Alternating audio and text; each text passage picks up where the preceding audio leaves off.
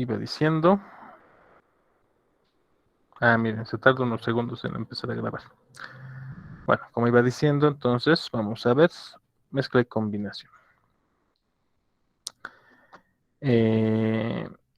Entonces, nosotros en nuestra vida diaria nos topamos con toda clase de sustancias, ¿no? Nos topamos con sustancias en la cocina, lo que comemos, con las cosas que transportamos, las cosas que utilizamos, muchas de ellas todas son sustancias, ¿no? Están hechas de algún tipo de materia. Entonces, en nuestra vida diaria nos topamos muchas veces con sustancias que pueden estar en estado puro o pueden estar mezcladas, ¿no? Aquí tengo más bien ejemplos de puras mezclas, ¿no? Y tengo, por ejemplo, una ensalada donde puedo distinguir diferentes verduras, ¿no? Es una mezcla, también un plato de cereales, ¿no? Donde estoy mezclando diferentes sustancias.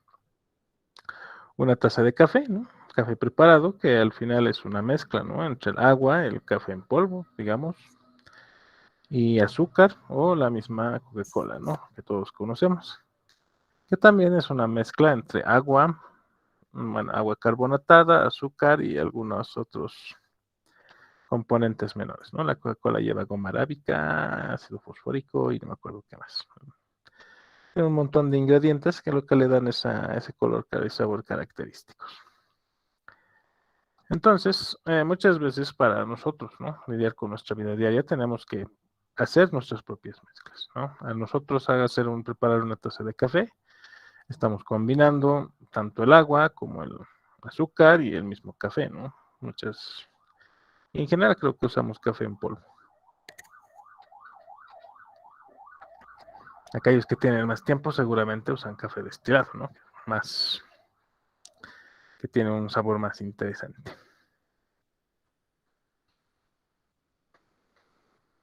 Entonces vamos a ver que hay mezclas que se pueden separar por métodos físicos, ¿no? Qué sé yo, aquí podemos separarla por simplemente lo extraemos y podemos tratar de escurrir la leche del plato de cereales y separarla del cereal. Otros métodos físicos, ¿no? Para separar, digamos, una sustancia de este tipo, una taza de café. Podemos hervirlo hasta que toda el agua se va en forma de vapor y al final vamos a tener el resto de cosas. Pues vamos a ver que hay sustancias que se pueden separar por métodos físicos y hay sustancias que no se pueden separar por métodos físicos, pero sí por métodos químicos, ¿no? Y a estas sustancias se les llaman sustancias puras, bueno, se les llaman mezclas y combinaciones, ¿no? Y a las combinaciones, más bien las vamos a tratar como sustancias puras. Ahora bien, dicho esto, podemos ver, ¿no? Este cuadrito ya lo habíamos visto en la primera clase. Vamos a repasar un poco. Tenemos la materia, ¿no? ¿Y cómo podemos clasificar la materia? La vamos a clasificar en dos grandes grupos, mezclas y sustancias puras. A su vez, estas van a poder subdividirse en otros grupos más pequeños, donde en las mezclas tenemos dos tipos de mezclas. Tenemos mezclas homogéneas y mezclas heterogéneas, en las que vamos a dar más detalles luego. Y luego en las sustancias puras, que se pueden dividir también en dos grandes grupos. Las primeras son las sustancias simples, que en realidad son los elementos químicos. Y luego las sustancias compuestas, ¿no? Que son los llamados compuestos químicos, ¿no? Donde están tanto los compuestos inorgánicos como los orgánicos. Y miren, sigo sin corregir mi tabla. Entonces debería tener compuestos orgánicos e inorgánicos. Muy bien, entonces vamos a estudiar un poco más, de forma más detallada cada uno de estos. Y recordemos un cuadrito que también hemos visto en la primera clase, que es la división de la materia, ¿no? Yo puedo dividir la materia de diferentes formas. Inicialmente, cuando tengo un cuerpo macroscópico, ¿no? De tamaño humano, del tamaño de objetos que nosotros manipulamos, qué sé yo, del tamaño de una taza, del tamaño de un plato, o del teléfono celular, un tamaño de ese tipo, ¿no? Un objeto que manipulamos cotidianamente. Si yo lo quiebro, ¿no? Mediante un proceso mecánico, si yo lo quiebro, voy a obtener partículas, ¿no? Voy a obtener partículas más pequeñas que el objeto original. A estas partículas, si yo las sigo, qué sé yo, moliendo, las sigo partiendo, eventualmente voy a llegar a lo que son las moléculas, ¿no? Entonces, esta subdivisión de las partículas se puede realizar mediante algunos procesos físicos. Y una vez llegado a las moléculas, vamos a darnos cuenta que ya no puedo seguirlas dividiendo usando métodos físicos. Entonces es ahí donde entran los métodos químicos, que son principalmente las reacciones químicas. Y estas me permiten dividir las moléculas hasta el nivel atómico.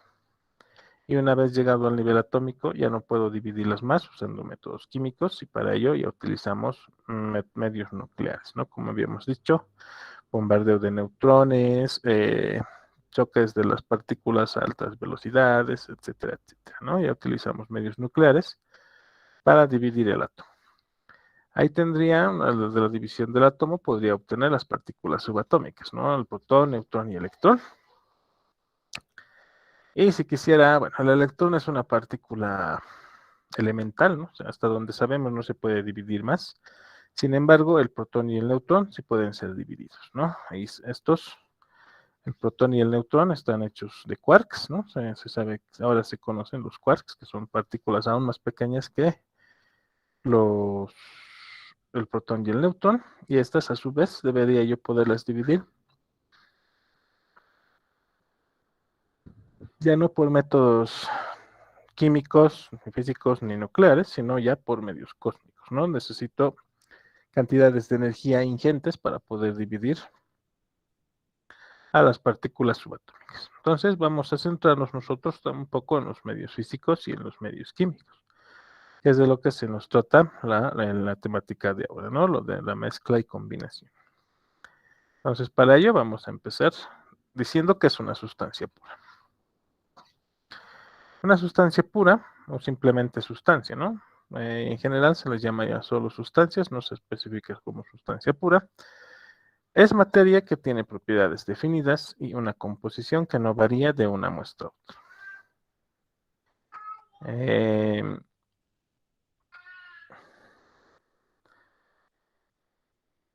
Entonces, las sustancias puras, por ejemplo, son, aquí tenemos unas barras de cobre, tenemos oro, tenemos cloruro de sodio y tenemos cubos de azúcar, ¿no? Entonces, las sustancias puras son aquellas que no varían en su composición de una muestra a otra. ¿Qué quiere decir esto? El oro de aquí de Bolivia debería tener la misma composición química que el oro en la India o el oro en la China o el oro en cualquier parte. Entonces, a eso se le dice una sustancia pura. Y ocurre lo mismo con la sal, ¿no? La sal común o la sal de mesa, que en realidad es cloruro de sodio, ¿no? Que es una sal hecha de dos átomos diferentes.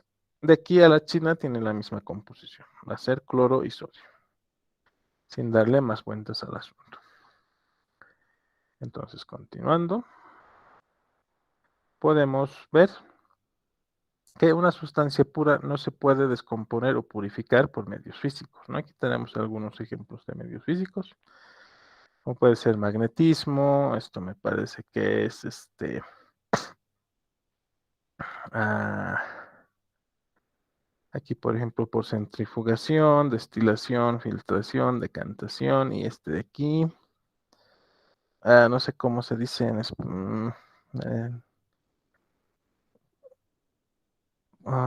de otra forma, ¿no? Están usando un cernidor para separar a las partículas por su tamaño. Entonces, a las sustancias puras nosotros no las podemos separar por medios físicos, ¿no? Una sustancia pura es un tipo particular de materia que tiene propiedades características únicas y que son diferentes de otra sustancia cualquiera. Las sustancias difieren entre ellas por sus propiedades, ¿no? Y pueden ser por su composición, y se pueden identificar. A ver, otra vez. Las sustancias difieren entre ellas por su composición y pueden identificarse por sus propiedades, ¿no? Por su aspecto, color, sabor y otras propiedades. Entonces, cuando hablamos de las propiedades de las sustancias para diferenciar una de otra sustancia, generalmente utilizamos a las propiedades intensivas, ¿no? A ver, ¿quién se acuerda qué son las propiedades intensivas? Son los que no dependen de la cantidad de materia. Exacto, ¿no? Entonces son aquellas que no dependen de la cantidad de materia. Muy bien hecho. ¿Quién ha respondido? Reina, ¿eras tú? No, Bianca. Ah, Bianca, perdón. Perdón, chicos, es que es difícil distinguir la voz de todos. Entonces, nosotros vamos a poder diferenciar unas sustancias puras de otras utilizando sus propiedades intensivas, ¿no? Qué sé yo, si tuviera que diferenciar al agua del alcohol, ¿no? El alcohol etílico, utilizando alguna de sus propiedades intensivas, ¿cuál creen que podría ser? ¿No? ¿Cómo distinguiríamos al alcohol del agua? Así, sin utilizar ningún medio sofisticado. A ver. ¿El ¿Por el olor? Exacto, ¿no? El olor es una propiedad intensiva, no depende de la cantidad de masa. Entonces yo puedo diferenciar al alcohol, ¿no? Del agua mediante el olor. Creo que es la forma más sencilla. Si quisiera hacer un poco más, no ni siquiera por la densidad, ¿no? Su densidad es casi igual. Ya, entonces podría hacerlo por el olor. O si quisiera hacer un poco más, ¿cómo se dice? Un poco más científico, por decirlo así, podría utilizar su punto de ebullición, por ejemplo, ¿no? Nosotros conocemos que las propiedades intensivas de muchas sustancias son valores conocidos. Entonces yo sé, aunque no tengo el dato exacto ahorita, yo sé, pero que el punto de ebullición del etanol o del alcohol etílico es menor que el del agua. Así que si los pongo a los dos a hervir, seguramente el que alcance su temperatura de ebullición primero va a ser el alcohol y voy a poder diferenciarlos también de esa forma, ¿no? Entonces nosotros para diferenciar sustancias vamos a utilizar principalmente sus propiedades intensivas, ¿no? Aquí incluso menciona algunas, color, sabor y otras propiedades, ¿no? Que no hay que ser más detallistas. Ahora bien,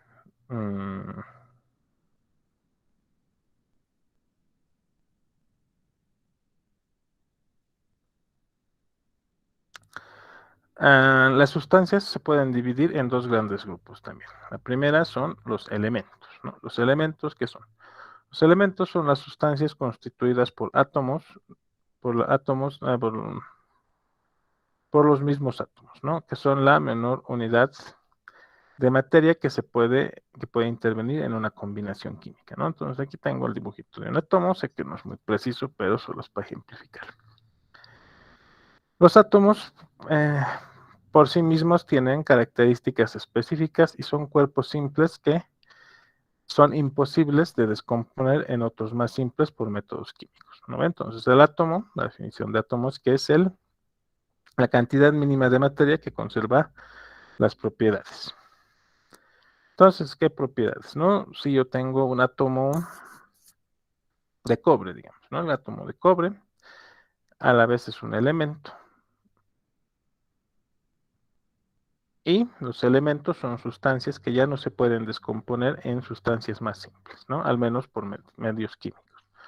Cuando veía mi cuadrito de la división de la materia, habíamos llegado, ¿no? Desde un objeto macroscópico hasta el tamaño atómico.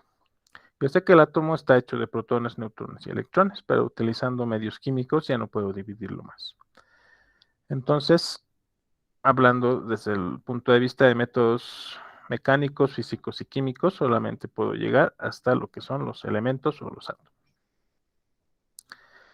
Y es así que los elementos, digamos, son las sustancias más simples que nosotros conocemos, ya que están constituidas por átomos del mismo elemento, de una sola sustancia.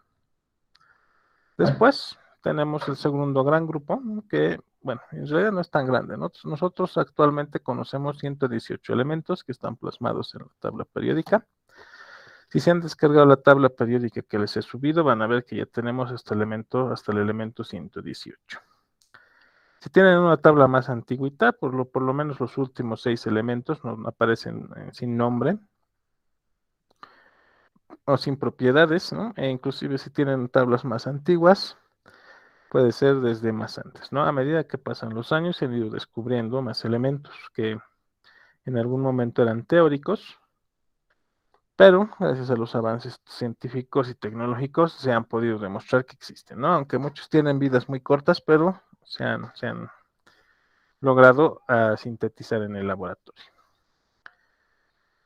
Entonces tenemos no es una lista tan grande de los elementos, sin embargo, que es importante. Aquí son las sustancias más simples que hay y no podemos descomponer o dividir en sustancias más simples usando ni métodos físicos, ni químicos, ni mecánicos, ¿no? Si usamos métodos nucleares, ahí es otra historia. El otro gran grupo, y este sí que es grande, son los compuestos, ¿no? Entonces, los compuestos son la combinación de los átomos, ¿no? De los elementos que estábamos hablando. Como dice aquí, entonces, los átomos de una gran cantidad de elementos pueden interactuar entre sí para formar los compuestos. Dicho de otra forma, los compuestos son la combinación de dos o más elementos. Yo tengo básicamente una infinidad de elementos químicos, bueno, de compuestos químicos, porque puedo combinar, tengo 118 elementos para combinar. Y como vemos aquí, un compuesto es una sustancia que puede descomponerse en otras más sencillas por medios químicos, siempre en la misma proporción de masa o proporciones, siempre en la misma proporción de masa o proporciones fijas. ¿Y esto a qué se refiere? Cuando yo tengo un compuesto químico o una combinación de elementos, estos se combinan en proporciones fijas. ¿Qué quiere decir? Que un compuesto X, digamos el cloruro de sodio, por dar un ejemplo, siempre va a tener la misma composición química, siempre va a tener un sodio por cada cloro que haya en el compuesto. Y todos los compuestos químicos funcionan de esa forma. Eso es la relación la relación que existe entre la cantidad o entre la masa de cada elemento que compone a un compuesto, valga la redundancia, ¿no? Es el que le da su identidad y sus propiedades. Así que si yo tengo un compuesto cualquiera, en todo el mundo ese compuesto va a tener la misma composición química, ¿sí? Y para ser considerado una sustancia pura no debería variar en ello, ¿no? Esto está citado en el texto que les he mandado y esto de que la composición elemental de un compuesto siempre es la misma, se conoce como la ley de las proporciones definidas o la ley de Proust, que lo vamos a ver más adelante cuando ya estemos analizando el balance de materia. Ya hace 200 años se conoce la ley de las proporciones definidas y lo que se tiene que saber es que aunque podamos obtener compuestos químicos en laboratorio, los que se encuentran en la naturaleza también van a tener una composición idéntica, ¿no? Eso es lo que le da la identidad a cada uno de los compuestos. Entonces, un compuesto puro siempre tiene la misma composición y propiedades independientemente de su fuente. Eso es lo que les decía, ¿no? Aquí en la China, el cloruro de sodio va a seguir siendo cloruro de sodio, va a seguir siendo salado, va a ser de color blanco y va a tener las mismas propiedades intensivas, ¿no? Va a tener la misma densidad, va a tener el mismo color, el mismo sabor, y no sé qué otras propiedades intensivas puedo decir ahora, punto de fusión, punto de ebullición, etcétera. Entonces, ya hemos visto los dos grandes grupos, ¿no? Que son los elementos y los compuestos dentro de las sustancias puras. Ahora nos toca ver, bueno, hasta aquí, ¿alguna duda, pregunta o comentario? ¿Algo que quieran decirme? ¿Algo que quieran contar? No sé, ¿alguna una pregunta?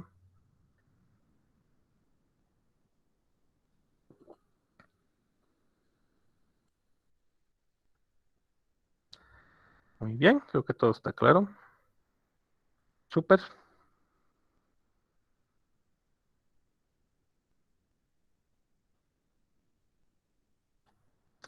Entonces ahora analizaremos qué son las mezclas.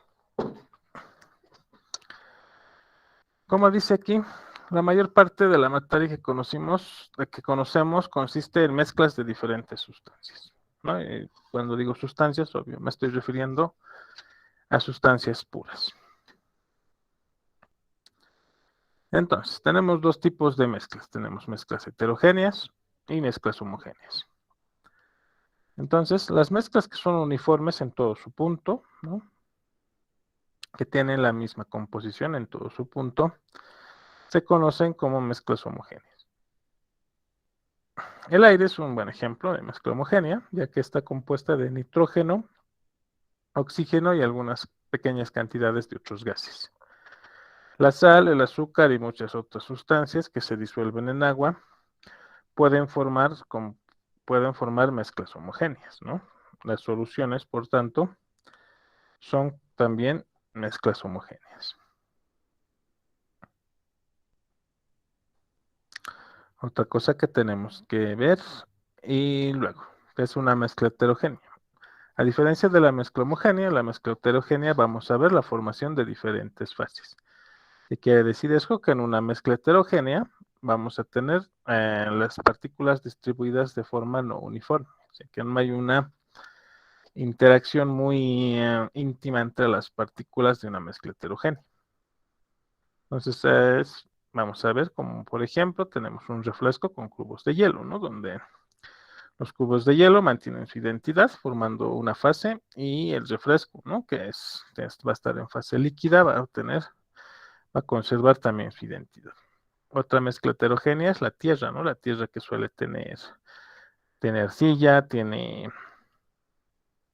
feldespato, tiene cuarzos, tiene piedras, ¿no? Entonces, la tierra también es una mezcla heterogénea. Es una mezcla de un montón de cosas que yo puedo distinguir inclusive a simple vista. Y en el caso de una mezcla homogénea, ocurre lo contrario, ¿no? Tengo a las partículas íntimamente mezcladas unas con otras. Claro que sí, manteniendo aún su identidad, ¿no? Una solución de agua con azúcar, por ejemplo, el azúcar sigue manteniendo su identidad y el agua también. Sin embargo, no puedo diferenciar unas de otras. Y en el caso del acero, ¿no? Que el acero es una aleación entre hierro, carbono y algún metal de transición como el cobalto o el níquel, creo que se usan, ¿no? Para el acero. Son combinaciones que están, perdón, son mezclas en las que la composición de la misma es uniforme en todo lado, ¿no? O sea, que sus partículas están distribuidas uniformemente. No hay mucha más vuelta que darle, ¿no? A lo que es mezcla heterogénea y homogénea. Lo podemos poner de una forma súper sencilla. En las mezclas homogéneas existe solo una fase, ¿no? No puedo distinguir entre los componentes de la mezcla. Y en la mezcla heterogénea se forman dos o más fases, donde yo puedo distinguir a los diferentes componentes de mi mezcla. Entonces podemos ver algunas diferencias entre las mezclas y las sustancias puras, ¿no? Principalmente las mezclas. En las mezclas los componentes conservan sus propiedades. En las sustancias los componentes pierden sus propiedades. ¿Por qué? Porque en las mezclas no forman ninguna sustancia nueva, ¿no? Por eso conservan sus propiedades, mantienen su identidad. A ver, mejor vamos por lugar por lugar. Luego, en una mezcla las sustancias pueden separarse por procedimientos sencillos, aquí debería decir, ¿no? Por procedimientos físicos, y sus componentes intervienen en cantidades que pueden variar, ¿no? Entonces, en las mezclas, la composición de la mezcla final puede tener diferentes valores en sus componentes, ¿no? Como yo puedo poner una cucharilla de azúcar a mi café, como le puedo poner 5. Voy a seguir teniendo una mezcla, pero ya va a tener una composición diferente. Ahora, en una sustancia pura los componentes pierden sus propiedades y eso se debe principalmente a que en una sustancia Y sobre todo en los compuestos, ¿no? Se forman sustancias nuevas. Luego, las sustancias solo pueden separarse por procedimientos químicos, ¿no? Podemos llegar máximo hasta los elementos utilizando los procedimientos químicos. Y por último, sus componentes intervienen en cantidades específicas. Entonces les daba el ejemplo del cloruro de sodio. Todo compuesto que se llame cloruro de sodio va a estar hecho por cloro y por sodio en relación de un cloro por cada sodio. No pueden tener una composición diferente, porque si no ya no serían una sustancia pura. O sea, no hay cloruro de sodio que tenga más cloro que sodio o más sodio que cloro, ninguna cosa así. Es por eso que están sus proporciones definidas. En cambio, en las mezclas esto no ocurre.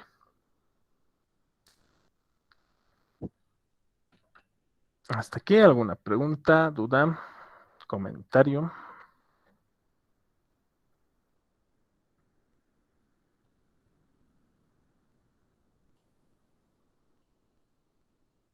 Díganme, chicos. ¿No hay nada? No, listo, todo entendido. No, no hay ¿No? dudas. Esto está súper sencillo, ¿no? Esta parte es bonita porque súper sencillo. Ya, entonces, hasta aquí sería lo que corresponde a mezcla y combinación. Hemos hablado de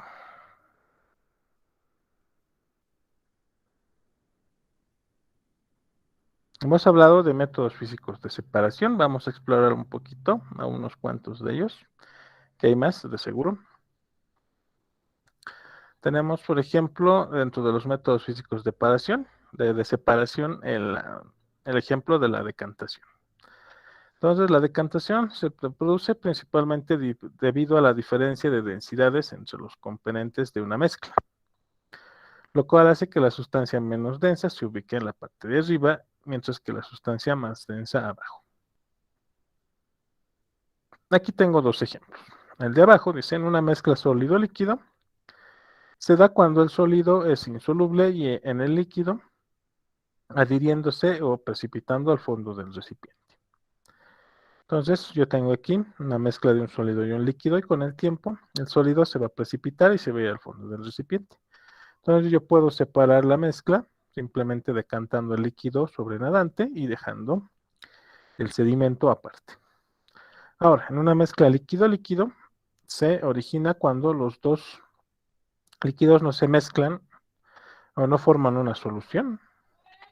Y esto se observa en la formación de dos capas o fases, ¿no? Como decimos, la diferencia de las densidades va a producir que esto ocurra, siendo la inferior la que corresponde al líquido más denso. Entonces, cuando yo mezclo agua y aceite, ¿no? Puedo agitarla, lo que sea, con el tiempo se van a terminar separando, quedando el aceite en la parte de arriba. Entonces, para hacer una decantación, en una mezcla de líquidos existe este aparatito que se llama el embudo de decantación, que nos permite separar primeramente al líquido más denso del menos denso. Entonces es un principio muy sencillito, se puede poner en práctica en casa, seguro muchos lo hemos hecho, ¿no?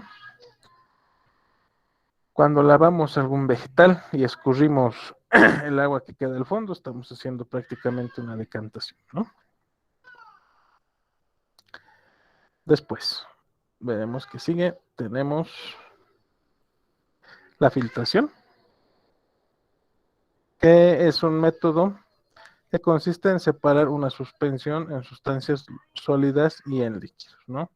Las suspensiones son mezclas en las que las partículas del sólido son de tan pequeño tamaño que prácticamente están suspendidas sobre el líquido, o sea, están como que flotando sobre él, no se van al fondo, están dispersas, están flotando sobre el líquido, ¿no? Un ejemplo cotidiano de la filtración es la preparación de café, ¿no? Alguna vez se han hecho café en una máquina de café. Para filtrar necesitamos papel filtro que tiene una porosidad determinada. Entonces, el tamaño de los poros del papel filtro depende de la dimensión de las partículas que queramos precipitar. Mientras más grande el tamaño del poro del papel filtro, partículas más grandes van a pasar, ¿no? Y dependiendo del tamaño del tamiz, ¿no? Que también se le suele llamar así a los filtros, tamices, van a permitir el paso, ¿no? De diferentes partículas. Esto es muy útil cuando nosotros tenemos algunos sólidos que se forman cuando estamos haciendo una reacción química y necesitamos o bien separar el líquido o bien obtener el sólido, ¿no? Entonces esto es un proceso relativamente lento en función al tamaño de las partículas, ¿no? Porque a medida que van cayendo a través del filtro, muchas se van sedimentando sobre el papel filtro e impiden que las que están más arriba pasen de manera rápida. Y bueno, creo que por último tengo, a ver, la destilación, que es un método un poco más sofisticado, ¿no? Tenemos para hacer una destilación, necesitamos equipo de laboratorio. Y la destilación consiste en la separación de muestras que están mezcladas, ¿no? que pueden ser soluciones, pero nosotros utilizamos la diferencia entre sus temperaturas de ebullición para poder separarlas, ¿no?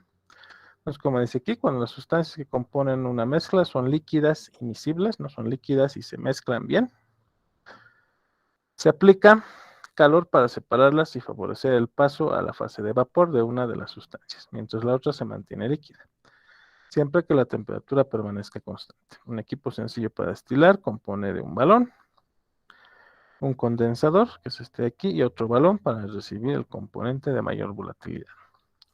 Entonces, la destilación, no sé, un ejemplo de destilación.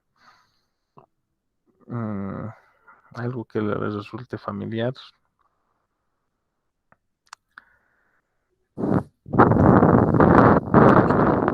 ¿Se refiere con agua destilada? ¿Tiene que ver con esto? Ya, el agua destilada.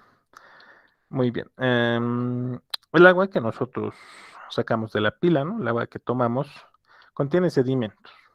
Contiene algunas partículas que están suspendidas y que son transportadas mediante las tuberías y que vienen inclusive desde la fuente de origen del agua, ¿no? Entonces, en los laboratorios de química se suele destilar el agua para purificarla. Entonces, la destilación del agua nos permite hacer que los sedimentos que tiene el agua se queden, por gravedad, se queden al fondo del recipiente, mientras nosotros extraemos solamente el agua utilizando calor y el punto de ebullición del agua, ¿no? Entonces, nosotros tapamos, ponemos un sistema cerrado por aquí arriba y hacemos hervir el agua y el agua se va a transformar a fase vapor, va a caer a través del condensador. Este condensador tiene un sistema por el que corre agua fría, así que el agua que llega al condensador en estado gaseoso disminuye su temperatura, se vuelve en estado líquido y colectas líquido al otro lado del recipiente. Entonces existe el agua destilada, que es principalmente para separar de los sedimentos que puede contener, ¿no? Así evitas que hayan cosas que perjudiquen en tus reacciones químicas. Y existe un agua más pura que se conoce como el agua desionizada, ¿no? Es un tipo de agua que se le somete a una destilación, pero pasa a través de una resina intercambiadora de iones. ¿Por qué? El agua que nosotros consumimos, el agua de la pila, el agua potable, tiene iones disueltos dentro de ella. Tiene sodio, tiene potasio, tiene calcio, qué sé yo, muy pequeñas cantidades de magnesio. O sea, tiene sales disueltas. Entonces, en algunos experimentos de laboratorio o en algunas técnicas de laboratorio se necesita agua que esté prácticamente pura, o sea, que sea simplemente H2O, que no tenga ni sedimentos ni que tenga iones disueltos. Entonces, se utiliza el proceso de la destilación sumado al proceso del intercambio iónico para extraerle los iones que nos puedan perjudicar. Muy bonita, muy interesante pregunta. Y entonces, sí, el agua destilada tiene que ver con este proceso. Gracias, licenciado. Luego, ¿qué más? Creo que es todo para hoy. ¿El café destilado entra en este método? ¿Perdona? ¿El qué? Licenciado, el café destilado. Café destilado. Eso es más bien una forma de llamarla, ¿no? Porque el café destilado lo que se hace es hervir agua, ¿no? En un sistema y luego esta agua cae por goteo sobre el café y el café molido, ¿no? Y este agua hervida, agua caliente, atraviesa el café y le saca el color, le saca el sabor y la fragancia. Entonces, no sé si sería como tal una destilación, ¿no? Porque no es, estás destilando el agua, sí, pero al café no, ¿no? Al café solo le cae el agua caliente. Estás haciendo una destilación de agua, pero al café no lo estás destilando como tal. Por ahí he visto una pregunta en el chat. A ver. Destilados alcohólicos. Bueno, hay diferentes bebidas alcohólicas que se destilan, ¿no? Por ejemplo, yo les puedo mencionar el coñac, que sufre una doble destilación, ¿no? Es de vino destilado. Luego otras bebidas, digamos, alcohólicas que tienen alto contenido alcohólico. Creo que el Singani se destila, pero se hace con fines, más bien con fines, ¿cómo se dice? Se hace para separar de productos, subproductos que no queremos en el Singani. Cuando nosotros preparamos Singani, se utilizan uvas, se produce una fermentación alcohólica y dentro de los productos están el alcohol etílico, ¿no? Que es el alcohol potable, y también está el alcohol metílico, que es un veneno para nosotros. Entonces se utiliza una destilación para separar ese alcohol del alcohol que podemos consumir. Luego, las esencias. Muchas esencias que conocemos son aceites esenciales. Y efectivamente se utiliza el proceso de destilación para separarlos, ¿no? Pero no se utiliza, esta es una destilación simple. Se utiliza un sistema un poquito más sofisticado, que se conoce como destilación por arrastre de vapor, que nos sirve para destilar aceites esenciales. No se puede sacar aceites esenciales del eucalipto, que estaba tan de moda, ¿no? El año pasado. Ahora la refinación del petróleo. La refinación del petróleo tiene dos estancias de destilación. Se tiene una estancia de destilación hacia la presión atmosférica, un sistema exactamente igualito a este, ¿no? Solamente que en tamaño industrial. Y luego se tiene un sistema de destilación al vacío, que quiere decir que el sistema hace el extracto del aire y se destila en vacío. ¿Para qué? Para disminuir la temperatura de la destilación, ¿no? Entonces, este proceso de destilación se utiliza ampliamente en la industria, como hemos visto, ¿no? Casi todo lo que hemos hablado son procesos industriales. Se aplica ampliamente en la industria y eso es súper útil, ¿no? Para obtener productos refinados o productos purificados. Ácido acético. Depende de la fuente del ácido acético, ¿no? Industrialmente no estoy seguro, probablemente es un subproducto del petróleo. Todos saben que es el ácido acético, ¿no? Es el componente principal del vinagre. Pero como les digo, quizás es un subproducto del petróleo.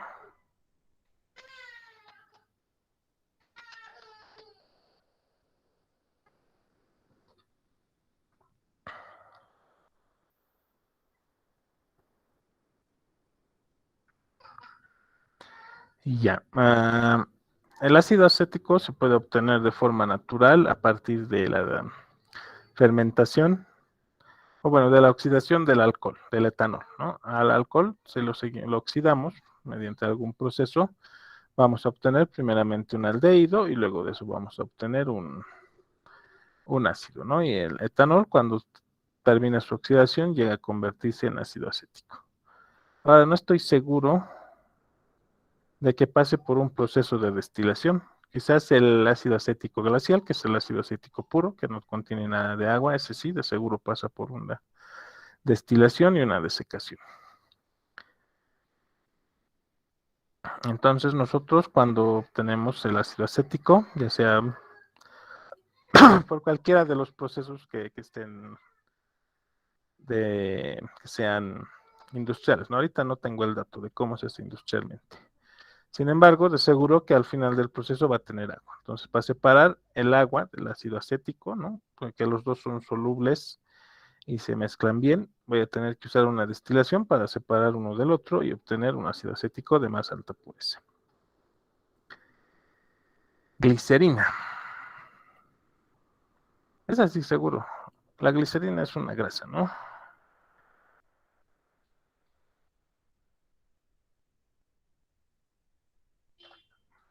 Tal vez igual debe ser algún producto de... Sí, debe ser un subproducto del petróleo también, ¿no? A ver, hoy en día, proceso...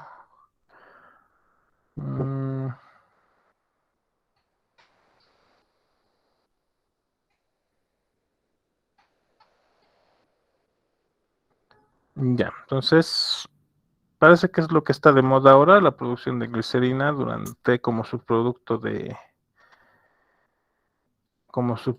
del biodiesel, y también se puede obtener a partir de grasas vegetales o animales. Se obtiene a partir de aceite vegetal, de aceite o grasa vegetal, ¿no? No creo que utilice un proceso de destilación, más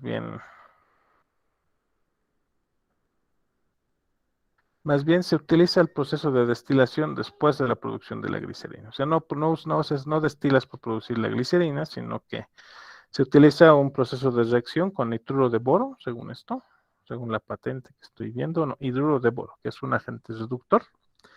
Y una vez que obtienes la glicerina, para separar el boro de ella tienes que hacer una destilación, ¿no? Utilizas la destilación como método de purificación de la glicerina.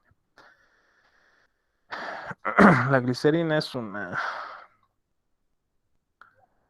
grasita, ¿no? Y bueno, entonces parece que les ha llamado mucho la atención este proceso de destilación. Como hemos visto, es muy útil a nivel industrial. Bueno, para el día de hoy creo que no tengo nada más preparado. Quería ver algunos ejercicios, pero no encuentro nada que sea muy interesante respecto a mezclas y combinaciones. Es más bien muy similar a lo que hemos estado viendo de los sistemas heterogéneos y homogéneos, ¿no? Hay cierta similitud entre ambas cosas, pero los conceptos son diferentes.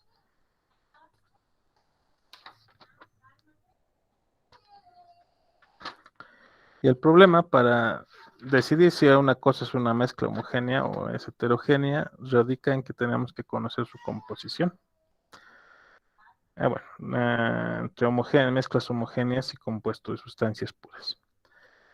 En lugar de hacerlo en clases, se los voy a dejar de actividad para que tengan algo que hacer este fin de semana. Les voy a dejar algunos ejercicios para que practiquemos esto. Hay algo más que quería mostrarles que nos puede ser de utilidad, que por cierto está en el documento que les he mostrado. A ver, veremos veremos esto.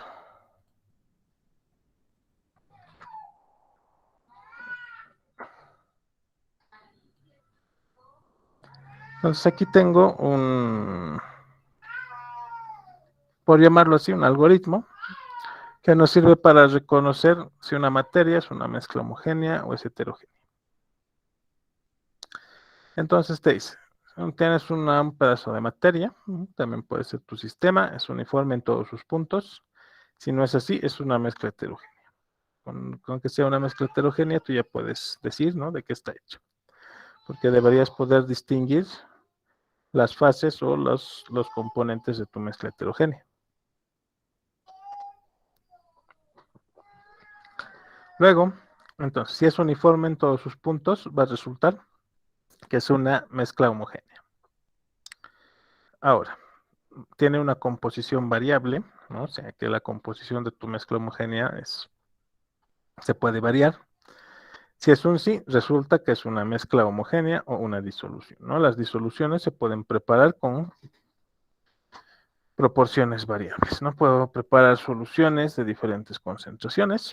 Entonces, si la composición de mi mezcla homogénea es variable, resulta que es, perdón, si la composición de mi muestra es homogénea y tiene composición variable, resulta que es una disolución. En el caso de que no sea así, o sea, que su composición sea fija, tiene que ser una sustancia pura. Ahora, si mi sustancia pura se puede separar en sustancias más simples. Si no es así, resulta que es un elemento químico.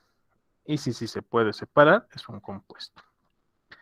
Tenía un ejercicio de esto justo en el... Estaba en el...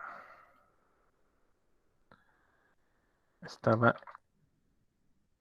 en el...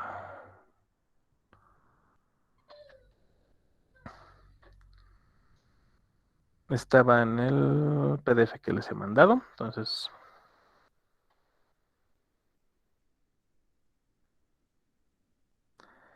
Denme un segundito.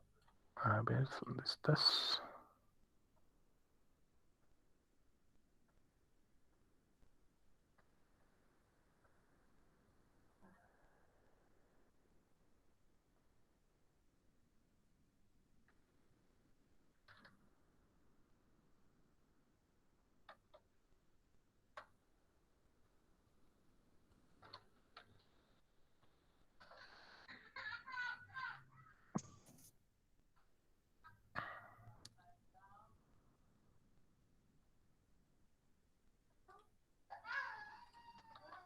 A ver, denme un segundo. Ahí estamos.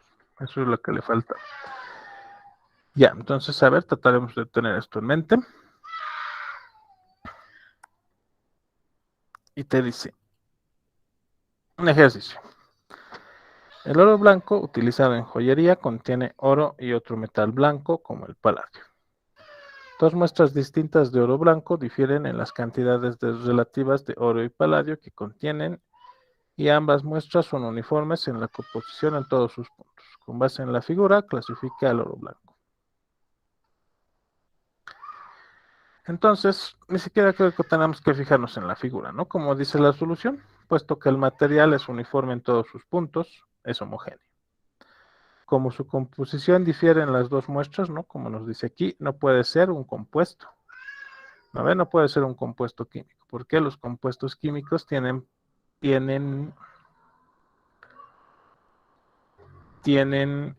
composición fija.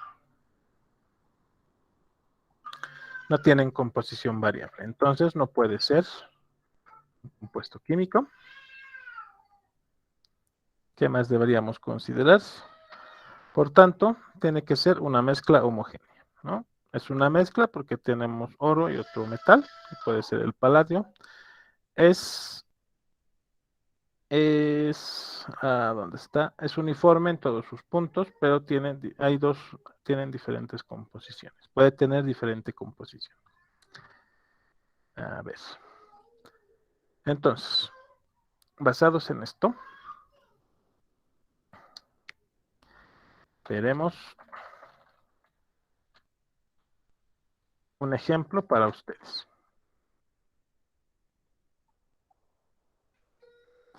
Ya sé, la figura 1.9 es este dibujito. A ver, vamos a ponerlo aquí para que... Ahí, para que se note. Entonces, este ejercicio para ustedes.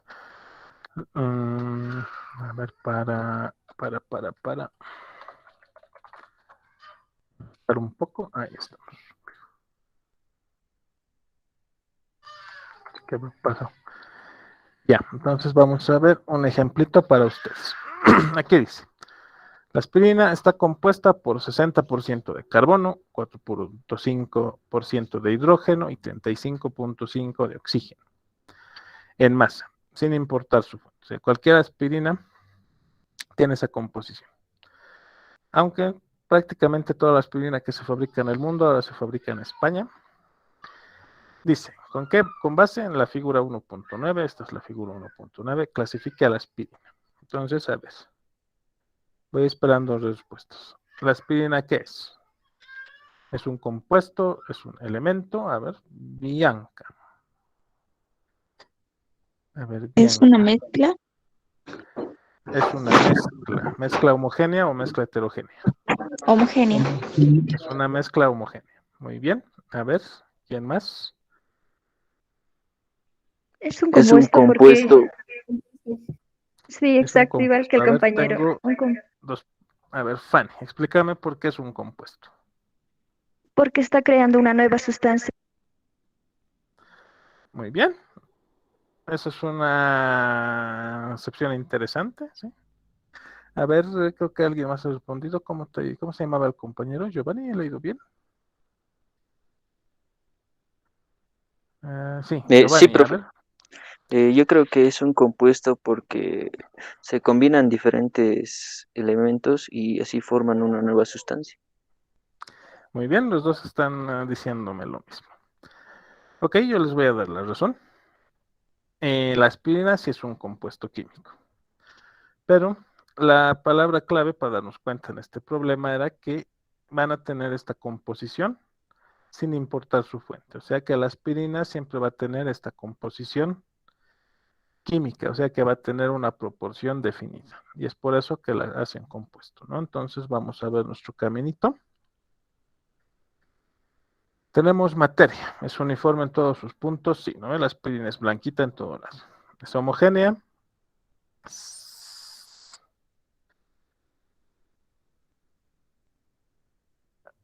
Es homogénea, sí. ¿Tiene una composición variable? No. Porque aquí dice que tiene 60% de carbono, 4.5 de hidrógeno y 35 de oxígeno, sin importar su fuente. O sea, no importa de dónde venga tu aspirina, va a tener esa composición. Entonces llegamos a esta sustancia pura. ¿Puede separarse en sustancias más simples? Sí. ¿Por qué? Porque está hecha de carbono, hidrógeno y oxígeno. Entonces resulta ser un compuesto químico. Bien, que creo que te has adelantado un poco. Hay que analizar un poquito más los problemas. Entonces, la respuesta es que es un compuesto ya que tiene una composición constante y puede separarse en varios elementos. A ver si tengo por aquí algún ejercicio más para ustedes. Me parece interesante que se están dando cuenta.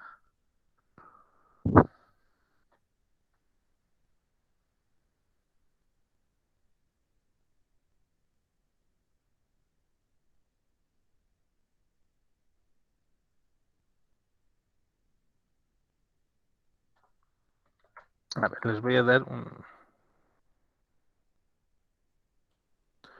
vamos a ver un ejemplito más.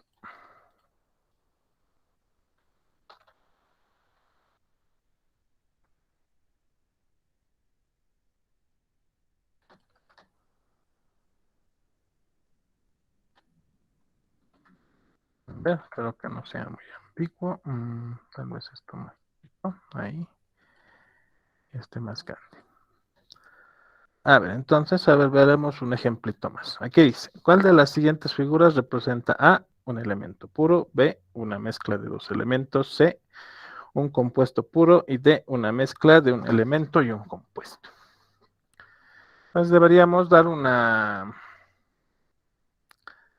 descripción para cada respuesta. Yo voy a hacer el primero, el 1. Tengo 4 opciones, elemento puro, mezcla de dos elementos, compuesto puro, una mezcla de un elemento y un compuesto. En el 1, miren, solo tengo bolitas celestes y cada una está combinada con otra bolita. Entonces, este es un compuesto puro. ¿Lo ven? O Sí. mejor, más bien creo que sería... Sí, no tiene que ser un compuesto porque están combinados obviamente están combinados entre dos elementos. Compuesto puro. Dicen, A pero ver, esos elementos no son los mismos. claro, pero dos elementos pueden formar el mismo un compuesto, ¿no? ¿Te acuerdas que hemos visto la alotropía del carbono? todos estaban, el carbón, el grafito, el diamante, el fulereno y el grafeno y toditos esos estaban hechos de carbón, pero eran compuestos diferentes, ¿no ven? Porque tenían estructuras diferentes. A ver, para ejemplificar. Ay, ay, ay. Para ejemplificar. El cloro es igual o diferente que el cloro 2. O sea, el cloro elemental es igual o distinto que el cloro 2, ¿no? El cloro gaseoso. ¿Qué opinas?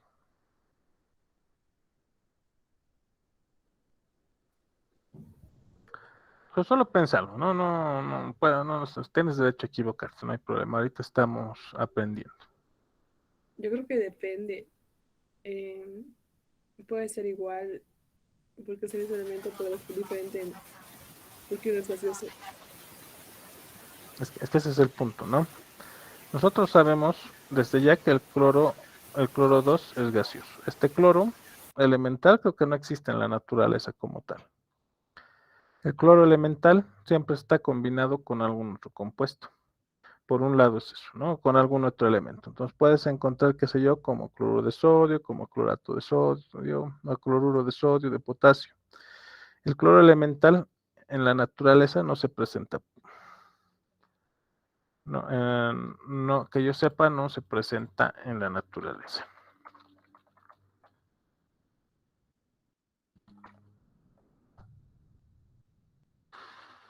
Entonces vendría a ser lo mismo.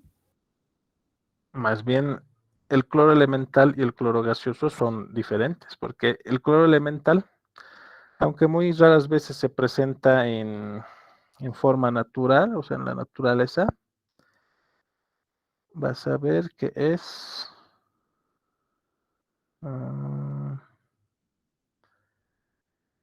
anaranjado. Mira que es indeterminado incluso su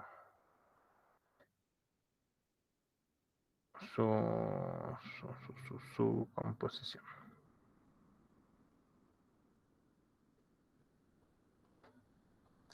Entonces el cloro elemental va a tener algunas propiedades, va a tener un punto de fusión, va a tener un punto de ebullición, va a tener una densidad, etc. Va a tener propiedades. El cloro gaseoso también va a tener punto de fusión, punto de ebullición y densidad. Y yo te aseguro que estas propiedades no son iguales. Si las propiedades de dos elementos o compuestos son diferentes, ¿tú crees que es el mismo compuesto?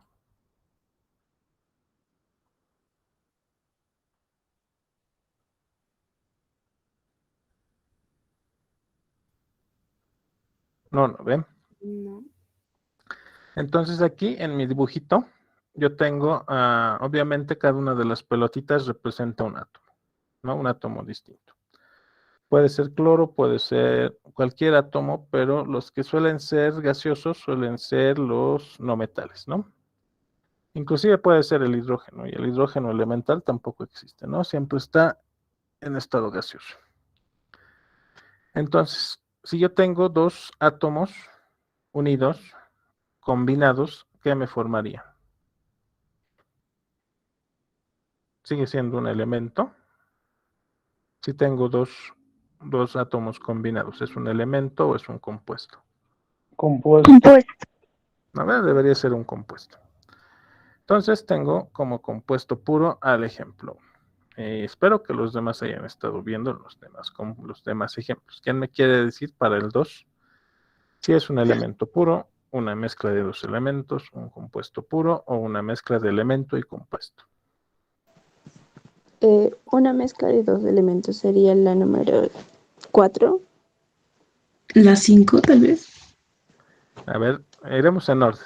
El número 2, ¿qué creen que sea? ¿Cuál de las opciones? A, B, C o D. D. Yo creo que es la D. A ver, es la D. La D es una mezcla de un elemento y un compuesto.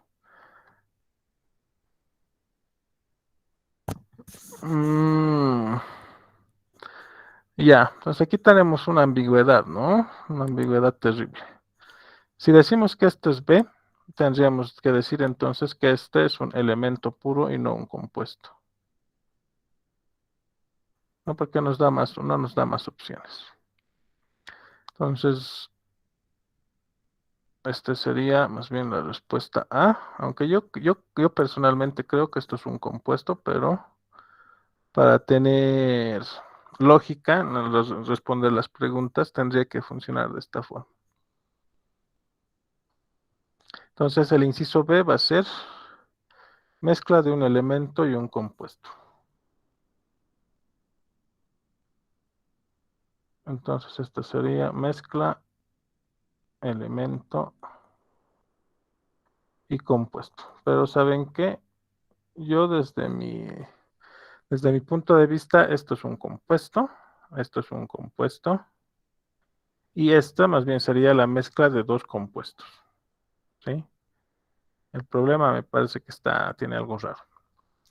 A ver, veremos el inciso, el 3, ¿qué sería? El 3 yo estoy seguro que sería El D. inciso D, ¿no? El 3 es seguro. Porque tengo una pelotita celeste y una pelotita café. Estos me dan un compuesto. Este es un compuesto. Y luego tengo pelotitas azules que están solitas por ahí. Estos tienen que ser elementos. Entonces este es D, elemento más compuesto. De estas sí estoy seguro que está correcto. En estas dos hay que ver qué ha pasado. Medios raras están estas dos. Luego, el 4, ¿qué creen que sea? Compuesto puro. Compuesto puro. El 4 va a ser compuesto puro, ¿no? Es un compuesto puro porque tengo una combinación de dos elementos, ¿no? Tengo un elemento el azul y un elemento el café y solamente tengo puros de esos. ¿Qué tal el inciso 5? ¿Qué va a ser? Una mezcla ¿Ya? Es una mezcla, pero ¿de qué? de dos elementos. Una mezcla de dos elementos. Entonces, esta debería ser el inciso B, ¿no? Mezcla de dos elementos. Y el inciso 6.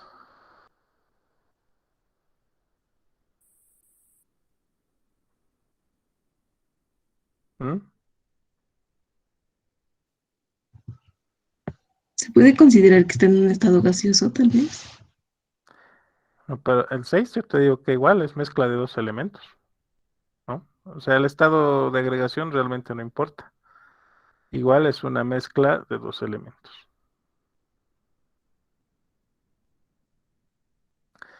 Y entonces, desde el 3 al 6 yo estoy seguro que nuestras respuestas están correctas. Ahora, este ejercicio nos limita demasiado.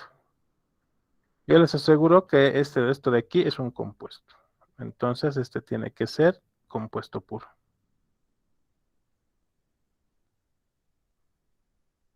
Y este de aquí es un inciso que no tenemos.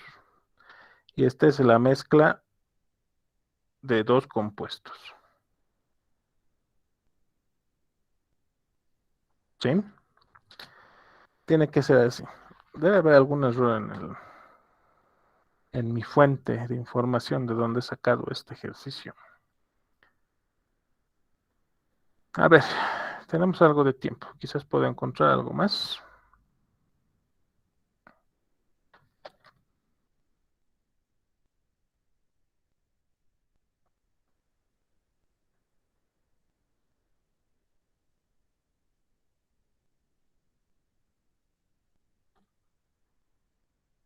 Esas son preguntas como para...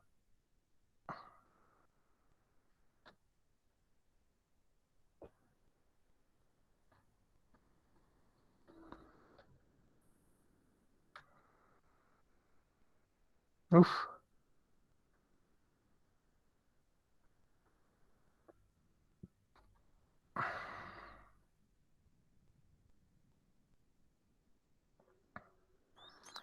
Y ya, a ver.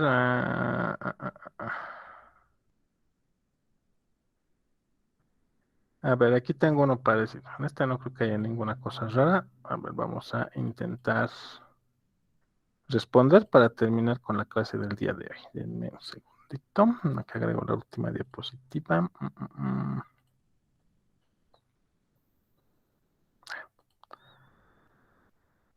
Ya. Esto está bien fácil, ¿no? ¿Qué opina? ¿Parece difícil o complicado?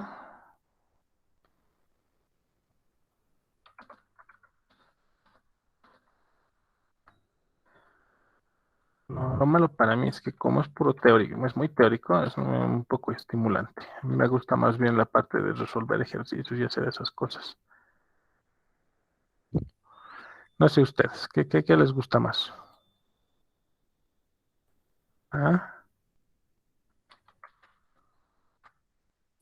También. En lo personal, teórico. ¿Sí? ¿Te gusta leer y entender lo que lees? Sí, sí, hacer análisis. ¿Entrar a qué carrera? ¿Qué carrera pretendes entrar? A biología. ¿Mm? Quizás sí sea muy útil para ti, ¿no? Eso de que te guste leer. Yo sé que leen harto. Tienen que leer, tienen que hacer análisis estadístico y tienen que leer muchas cosas de esas. A ver, tengo aquí una pregunta. No, ha levantado la mano, 2 personas. Claro, creo que son las respuestas a la anterior, ¿no?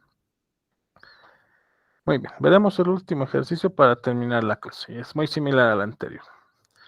Ahora que nos dan ahí una advertencia bien clara. Cada pregunta puede tener más de una respuesta.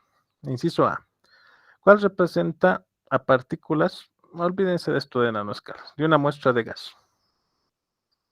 Ahora sí, ¿no? Ya nos estamos metiendo con el estado de la materia más, como hace rato. Hace rato quería hacernos conocer a una de sus compañeras. El 9. Puede ser, ¿no?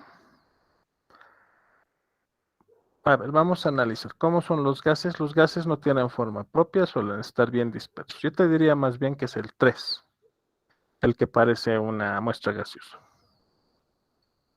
Entonces vamos a poner este inciso A, mientras tanto, ahí donde está mi lápiz. Entonces puede tener más de una respuesta. De momento yo creo que este representa una muestra gaseosa. ¿Quién me dijo que es el 9? A ver. Yo, doctor, pero me equivocaba. Luego el 7. El 7 quizá, ¿no? Te daría la pinta. Pueden ser moléculas, bueno, un gas que tiene moléculas que es unimolecular, ¿no? Los gases nobles, toditos sus gases son de una molécula. Podría ser. Creo que también el 7 podría ser representar a un gas. Y entonces estamos buscando partículas o partículas que están muy alejadas unas de otras. Y yo creo que el 4 también puede representar a un gas. ¿Qué dice? ¿Sí? Sí, ¿Sí, cierto. no ve? Ya, entonces ya Sí. habíamos barrido con el inciso A. A ver quién me dice el 4. Sí, justamente, ¿no? Que acabo de marcar. Muy bien, Leonardo. Ahora te dice inciso B. ¿Cuál representa una muestra de líquido? Ahí está más difícil. A ver, me dicen por ahí el 5 y el 1. El 8. El 5, 1 y el 8. Ya. Personalmente me inclino por el 5 y el 8. ¿Quieren escuchar mi explicación? El 1 y el 2, por ejemplo, están súper ordenados, ¿se dan cuenta? El 6 igual, ¿no? Está bien ordenado. Entonces, ¿cuál era la particularidad de los sólidos y de los sólidos que tienen forma propia y por tanto orden? Los líquidos no tienen forma propia, pero la interacción entre sus partículas es lo suficientemente grande como para que no se separen tanto. Entonces yo te diría que el inciso 5 y el inciso 8 pueden estar en estado gaseoso. Entonces, ¿quiénes me han dicho? Por ahí, Naya, muy bien, 5, Christopher, bien. Y como les digo, Bianca también el 5, Vania, eso, ¿no? El 1 y el 2 yo les diría que más bien son estado sólido, ¿no? Y seguramente el tercero es cuál representa muestras en estado sólido. Entonces yo con certeza, a ver, Efraín, ¿qué me quieres decir? El 1, Exacto, el 1 y el 2 yo diría, ¿no? Entonces esto es inciso C. Entonces vamos a ponerle punto y coma porque vemos que puede haber más de una respuesta. El 6. Del 6 estoy dudando. ¿Y saben qué? El 9 también tiene que ser, ¿no? Estado gaseoso, pensándolo bien. Y el 6, ¿qué dice? ¿Le ponemos al 6? Sí, ¿no? El 6 también puede ser estado sólido. Entonces tenemos estado sólido, líquido y gaseoso en nuestras muestras. Ahora está cambiando ya el tenor, ¿no? Primero hemos visto lo que sería estado de agregación y ahora vamos a ver si es mezcla o combinación, que es de lo que trataba la clase de hoy. Inciso D. ¿Cuál representa una muestra de un elemento? Un elemento. El 1, el 4 y el 6. El 1, sí, yo creo que el 1, correcto. El 1, el 4, muy bien. Y el 6. En el 6 tengo mis dudas. Hemos quedado que es un compuesto, ¿no? Porque tiene dos moléculas juntas. O diré dos átomos unidos, ¿no? Están dos átomos, están combinados, entonces ya no forman un... ¿Cuál representa partículas de una muestra de un elemento, ¿no? Entonces yo te diría que el 6 no, porque hemos quedado en que si están combinados dos elementos, están formando un compuesto. Entonces 4 y... ¿cuál hemos dicho? El 1 y el 4 estarían siendo entonces elementos. El inciso E. ¿Cuál representa a un compuesto? ¿Mira? Un solo compuesto. Ahora sí te digo que el 6 es un compuesto y después ¿quién más es un compuesto? ¿El 3? El 3, ¿no? Muy bien, el 3 es un compuesto y luego ¿quién más? Nadie más, ¿no? ¿El 8? ¿Quién dice el 8? El 8. Yo te diría que en el 8 tenemos dos elementos diferentes. Así que no creo que sea un compuesto, ¿no? Porque claramente hay una división, ¿no? O sea, a un lado tienes un tipo de compuesto y al otro lado tienes otro tipo de compuesto, ¿no? Claramente podemos observar eso. Y en el caso del 5 es lo mismo, ¿no ve? Hay una clara división entre los dos compuestos. Pues creo que solamente el 3 y el 6, ¿no? Serían compuestos sólidos. Entonces, inciso F. ¿Cuál representa muestra de una mezcla? Ahora sí. Y no te dice especificar, ¿no? Mezcla homogénea o heterogénea. ¿Quiénes son mezclas? Yo creo que el 2. El 8. El 8 y el 5. El 5 y el 8. Ahora, yo digo que el 2, porque obviamente aquí tengo dos cosas. Luego el 5. El 5. El 7. El 5, sí, el 5 es una mezcla, muy bien. Y el 8 también es una mezcla, muy bien. ¿Quién dijo 7? Sí, el 7 igual, ¿no? Es una mezcla. No te especifica que digas heterogénea o homogénea. El 9 también es una mezcla. Y creo que son todos los que son mezclas, ¿no? Y por último, el G. ¿Cuál representa a una sustancia pura? El 6. Ya, el 6. El 6. El 1. El 6, muy bien. El 1 El también. 4. El 4. El 4, ¿no? Ahora, a ver, piénsenlo bien. Sustancias puras. ¿Qué es una sustancia pura?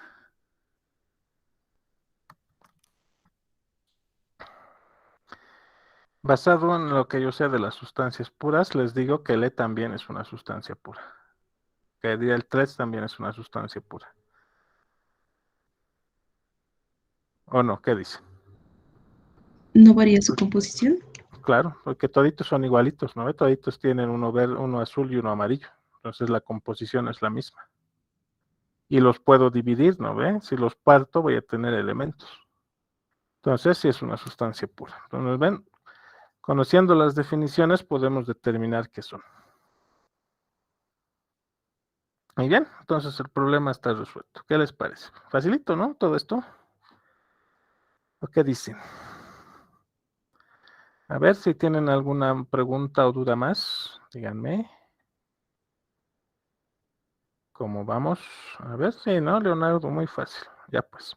Entonces, como les digo, les voy a mandar una actividad entre el día de hoy y mañana, ¿sí? Más probable mañana, para que hagan este fin de semana. Va a ser como la de la última vez, un cuestionario que no va a ser ni muy corto ni muy largo. Va a constar de lo que hemos hecho esta semana, ¿no? De las últimas 2 lecciones. Miento, quizás de las últimas 3 lecciones. Desde sistemas hasta mezcla y combinación, ¿no? Entonces van a ser un cuestionario de Google para que no sea muy complicado. Todavía no estamos en el momento de subir, qué sé yo, material así como ejercicios o tengan que escanear cosas.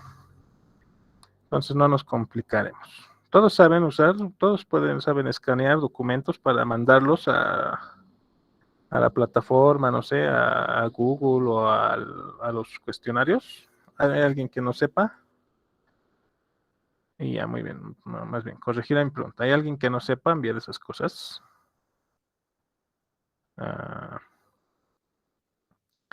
Ya, quizás no, ¿verdad? A ver, voy a dejar de compartir ahora. Creo que no hay nada más que discutir el día de hoy. Como les digo, les voy a mandar una actividad para que practiquen, estén al día. Más bien, cuéntenme qué tal con la auxiliar que han hecho el lunes. Me olvidó preguntarles, creo.